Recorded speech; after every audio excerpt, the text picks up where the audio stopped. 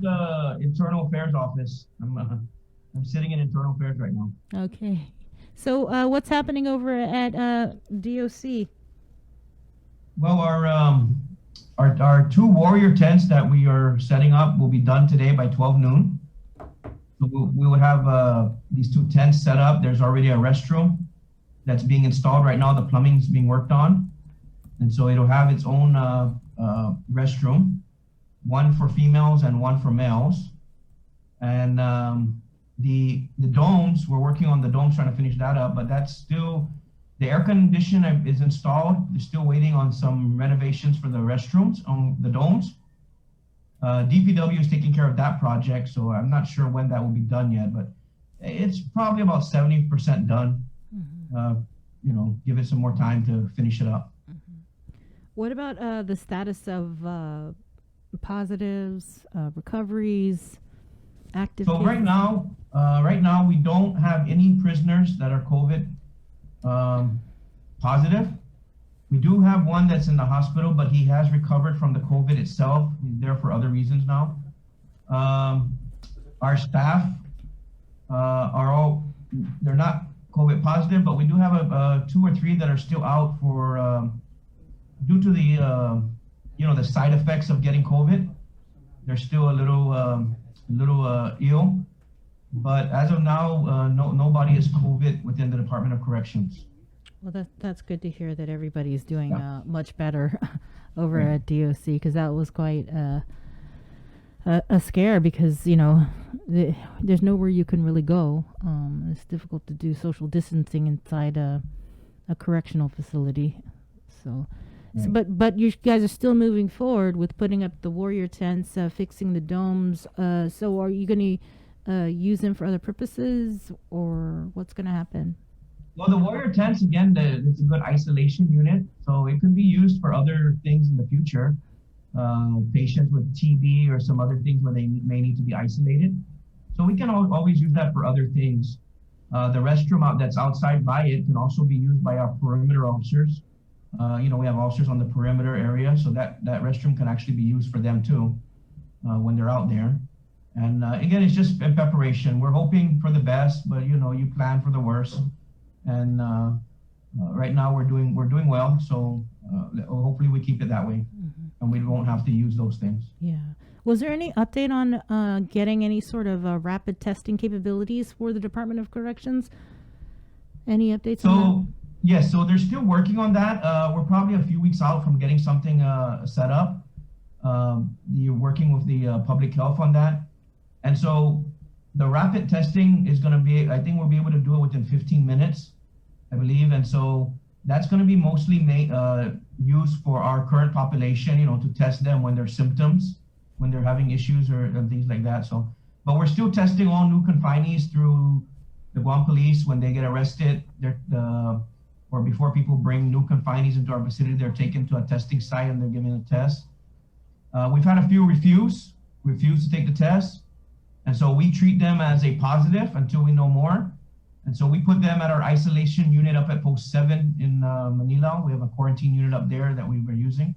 So any arrestees that come in that refuse to take the test, they're isolated there. And so far, we've only had about one or two, I think, that's refused to take the test. Everyone else that's coming in has been tested negative. Okay, so no arrestees positive at all. No, no. Okay, and the process is still that when they get arrested, they go through GPD, who does the testing, before handing them over to DOC. Yeah, the agency that's bringing them in this case, mostly GPD, they get them tested before. So even if the U.S. Marshals or immigration they have to be tested first, then they be brought to our facility.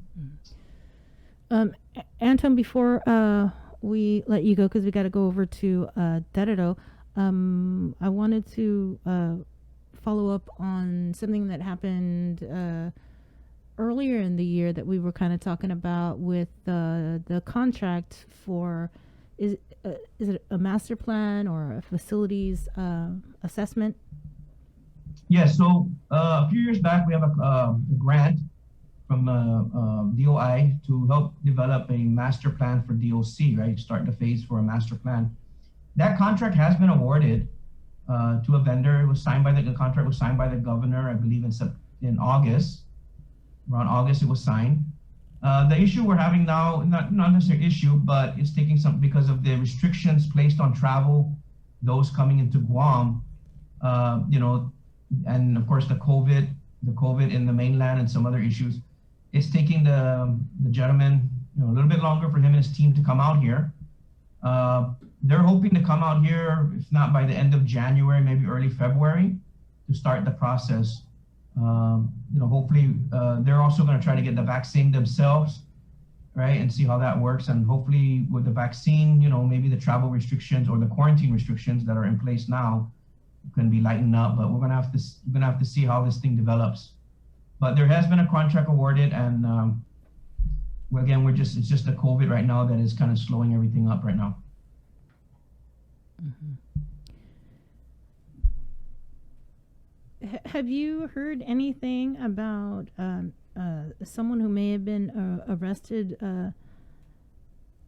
but DSC wouldn't take him? So he was booked and released, and then 2 hours later he was arrested again. Have you heard anything about that? No, not recently. No, ma'am. No. We have been taking people in. I know a while back when you know, before we were doing the testing of GPD, there was some, you know, on the minor offenses and things like that. We were, you know, we didn't want to take them in unless the charges were very serious. But since we've arranged for the testing to be done prior to coming in, I haven't heard of any complaints. Okay. I have not heard anything.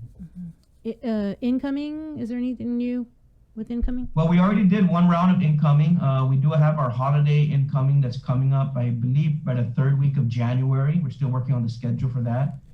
That again, personal hygiene, and then we normally allow a little extra treats, snacks, and things like that for the family to drop off for their loved ones. Mm-hmm. And again, that'll be probably around the third week of January. Mm-hmm. Yeah. Any reports of contraband? No, not since the last one, no. All right. I guess that's it. Antone, I really appreciate you coming on the show. Happy New Year. Happy New Year. Happy New Year. All right. Stay safe. Okay. All right.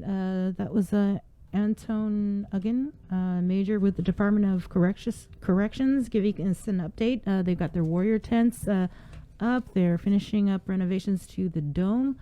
And, you know, all of that was really put in motion after there was the outbreak of COVID over at the Department of Corrections. So they're also working on the rapid testing.